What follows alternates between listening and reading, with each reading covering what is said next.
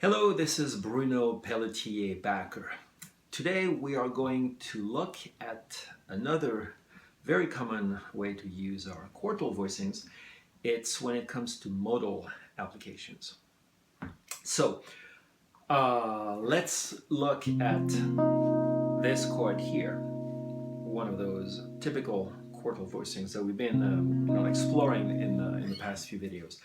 Now, I did say that we couldn't always really name those chords, at least not in the sense of complete seventh chords with four notes, one note being the root, another note the third, another note the fifth, and then another note the seventh. So we're going to look at this chord here and then think of it as being some sort of a minor seventh chord. I'm going to say this looks very close to a C minor seventh. You know, I would have this more common C minor seventh with a root, C the root, G the fifth, B flat the minor seventh, and E flat the minor third, right? So when I'm looking at this chord, it's almost the same chord. However, I don't have a fifth, I have the fourth instead, and in this case we'll think of it as the 11th.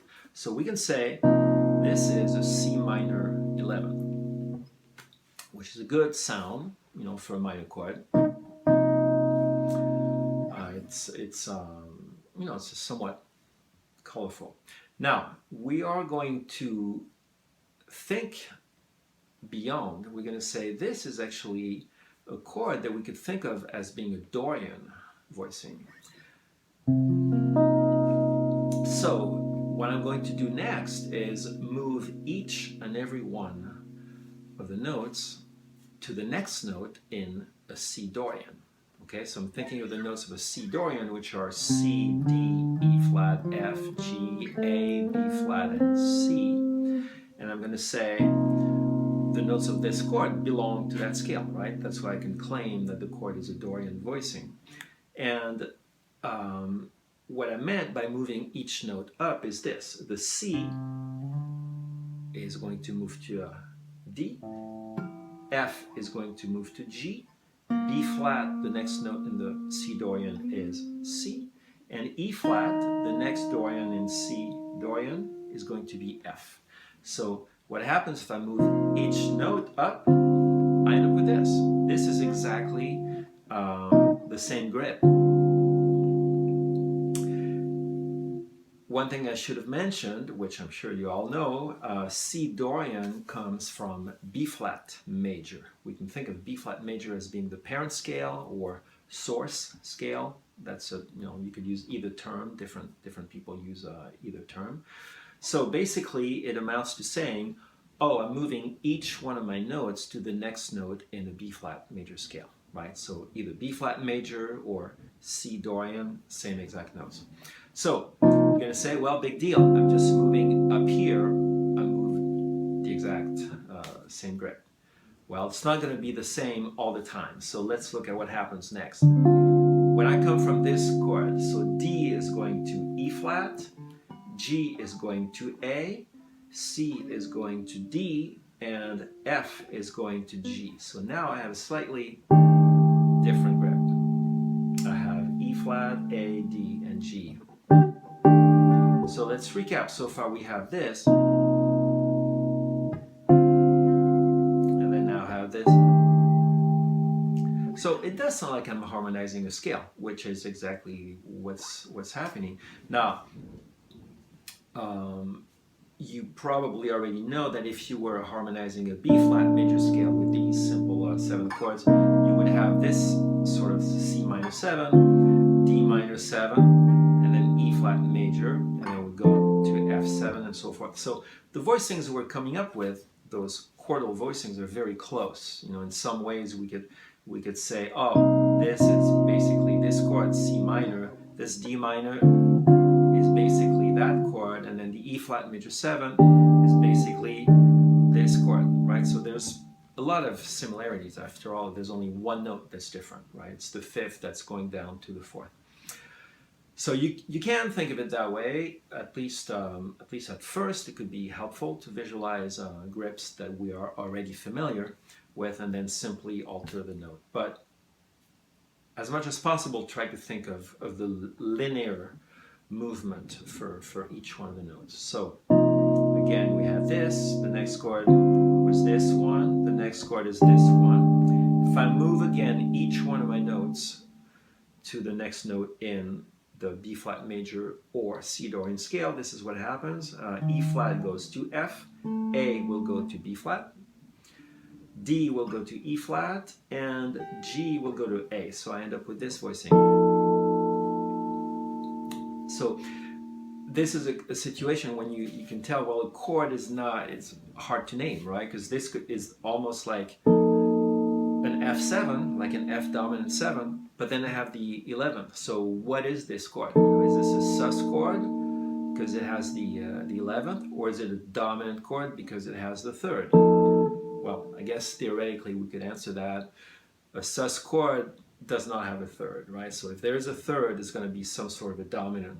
We could say that this is really an F mixolydian, like the true sonority of mixolydian, meaning there's not only the 3rd but also the perfect 11th.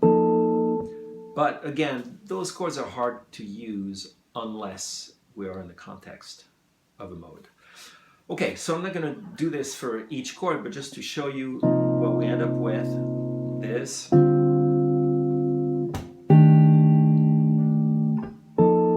So here we're going to see again the first grip that we saw one more time here, and then finally we have this voicing here. And if I keep going, it will repeat after. See, I have C as my bass note, so this chord is the same as that one. So and then of course the chord here that was based on B flat, I have it right here down an octave. So that was the chord that would have been immediately below this the chord that we started with. Right. So we have this.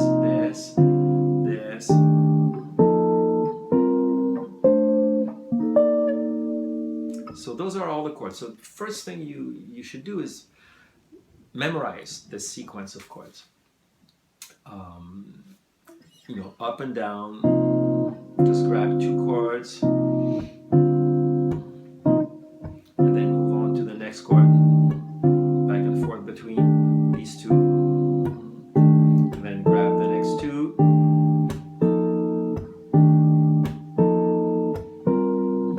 and so on. One thing I could mention about the grips, sometimes, like say for these 2 chords, this chord and this chord, as you see here, I'm using the 3rd finger on the 2nd string, but sometimes I just caught myself doing that. I was using the 4th finger. So I personally use either way, so I could do this, do that, in which case I'm flattening my 2nd finger and using the 4th finger on the 2nd string. So I'll do this or this, either way.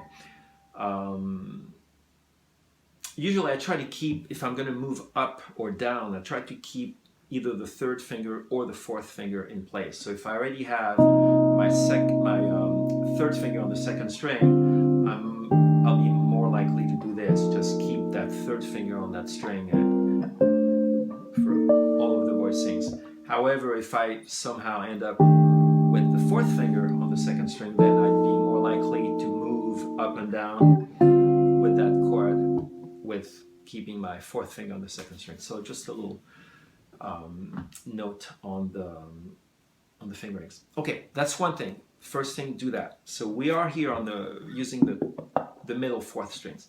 Well, the same thing is going to happen on the top 4th strings, right? We had seen that before. So you're going to learn to find the same chords, project the same chords on the next set of strings. So if I have C as my bass note, well, you're going to have the corresponding chord here. In some cases, it's going to be up an octave, like here. This chord is this one.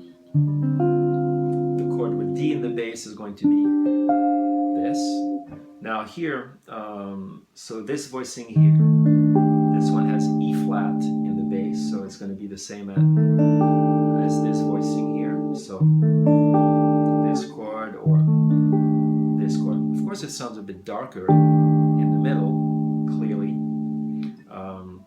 Well, it depends what kind of strings you have. I have a wound third string, so this is definitely adding to the darkness.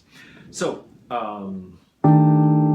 learn to move your grips up and down on the top 4 strings. We'll have this.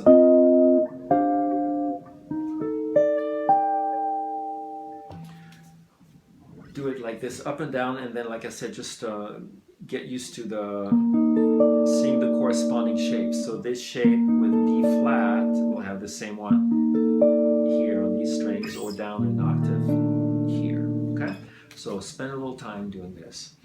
And then another interesting aspect is bouncing back and forth between the sets. And we had seen that concept in a previous video. What I mean is this: I'm going to start here with the middle 4 strings, go up to the next voicing, and instead of continuing up with this voicing here, I'm going to now shift everything up to the top 4 strings, and then I can go up another voicing, and then I can go back and forth like this. So then I end up having 4 voicings more or less in the same area. And then you can go up and down. So it's nice to work on those things in time, you know, just you can turn on your metronome. Where's my metronome? I have one here. So just find a tempo that's comfortable, and then can we hear this? 1, 2, 3, 4.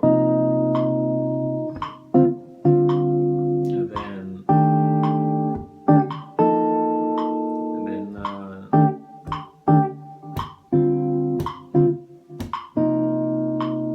right, do something like that.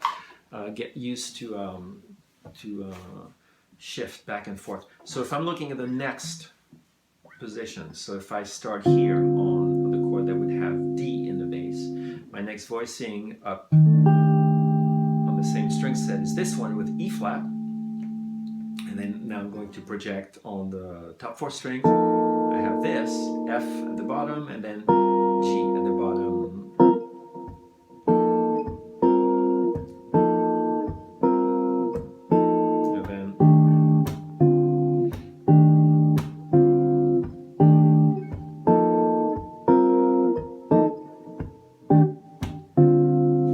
So that's a pretty important aspect.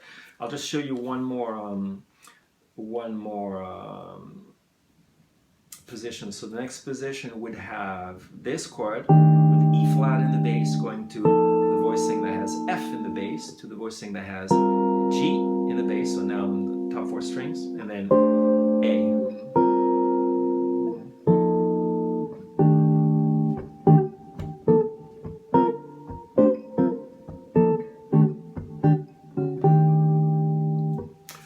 So that's definitely a plus if you can start projecting your grips from one string set to the other. You're definitely going to be in good shape.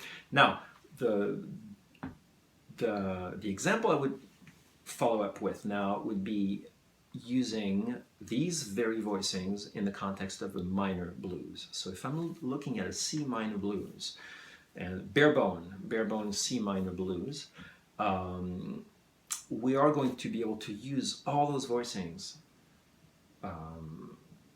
whenever we need to have the C minor. Now think of it, what I mean by bare bone, and I'll show you the chord progression in the notes that you can download. Think of it, we're going to have 4 measures of C minor.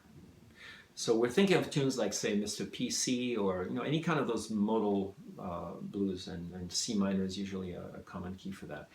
So you're going to have 4 measures of C minor, then 2 measures of F minor. And again, here we're thinking C Dorian for 4 measures, F Dorian for 2 measures, so that's going to be the 4 chord, Then we go back to another 2 measures of C minor or C Dorian. So that's a lot of places where you're going to be able to use your new voicings.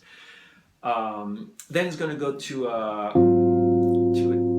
some kind of A dominant chord, to a G altered, not dominant but altered here, and then back to the C minor, right? So I'm going to use all the voicings, or some of the voicings that we just looked at for C minor, and we need, of course, to be able to transfer those very same voicings to F minor. So F Dorian would be the 2 chord, the 2nd degree in E flat. So we're going to be looking at, if you're visualizing the E flat as being this is going to be F minor.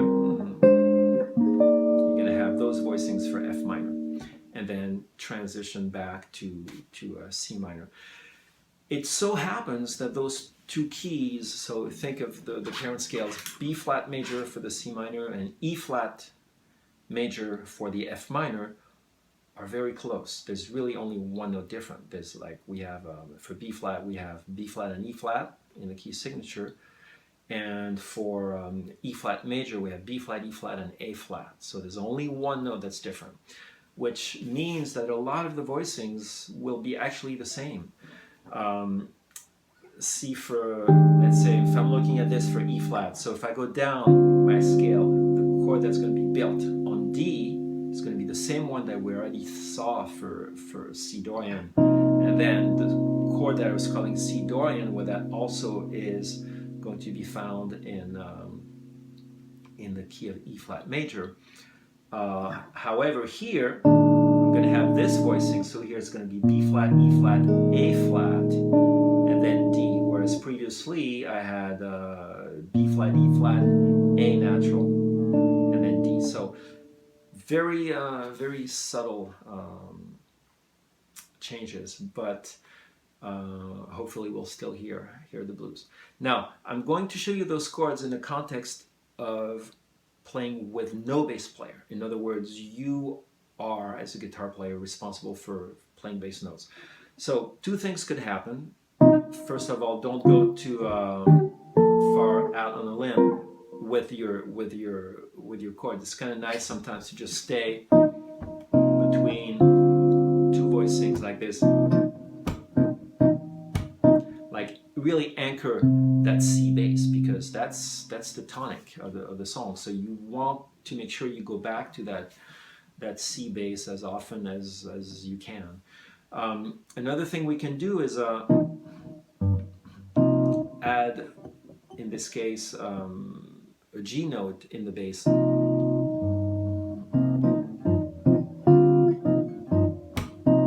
Right? So I'm still thinking of my modal voicing, but I can add a little low G note as an extra grounding note. Okay, well, I guess with that said, I think we can start. So I'm going to use the metronome, and you know, it's a pretty moderate tempo, and so my clicks are on 2 and 4, and maybe I'll comment as I go. All right, a 1, a 2, 1, 2, 3, 4. So I'm starting with C Dorian.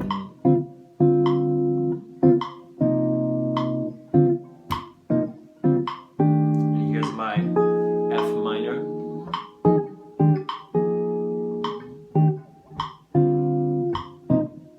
Now here's my A flat, G altered, and then C minor. I can throw in another dominant chord here.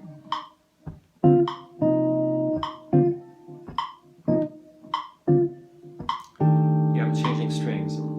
Here's my F minor.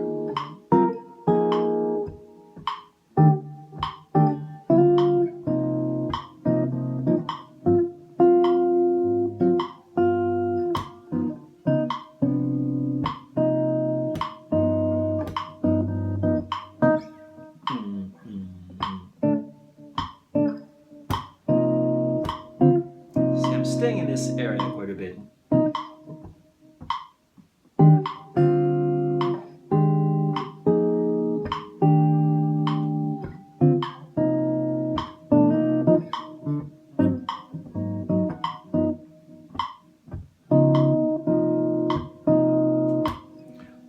So that's some examples of what you could do. So try to move up, try to find those little areas where the chords might switch. For instance, if I end up, let's say I'm here, I end up with this chord, right? If I need to change right here and there to F minor, I'm just going to move one note. This is F minor, all of a sudden back to the C minor. See, those little things can help. Now, again, for the A flat, so here I'm playing an A flat 9. And I can also play maybe a D diminished in place of my G chord. That's making a G7 flat 9, or G7 sharp 5. The sharp 5 is always welcome in a minor situation, because the sharp 5 resolves by itself into the third of the minor chord. And then another thing, you can always move chromatically like this from either direction. That's always kind of an easy way to move around.